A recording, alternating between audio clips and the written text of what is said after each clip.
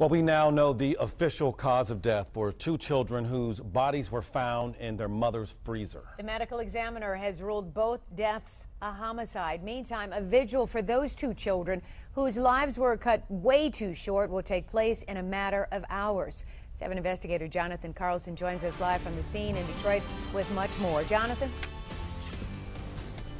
Well, good afternoon. The prosecutor telling me that murder charges could come in just a couple of days. Meanwhile, they're setting up for that vigil. As you can see there, a whole lot of balloons. This community getting ready to pay their respects to these two young children.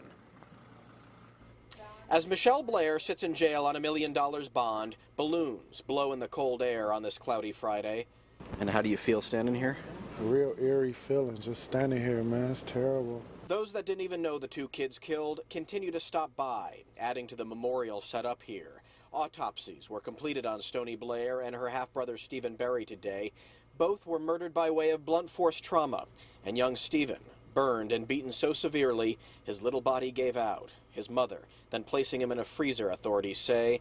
13-year-old Stoney suffocated before she was placed inside. It's all too much for those gathering at the scene. What are the tears for? What do you feel? It's just, I gotta go. It's just so sad. It's a shame that in 2 years, just ain't nobody even thought of it ever. Records obtained by the 7 investigators show the state was aware of the abuse going on here for years. Clearly, the children were failed. We went to DHS in Detroit for answers and was referred to the state. They failed to provide us with proof of what was done to protect the children, citing privacy laws. And DHS also told me that children are only removed from the home if it's the most serious cases of abuse under law. We can only presume that this wasn't the case a couple of years ago when officials came to visit those children.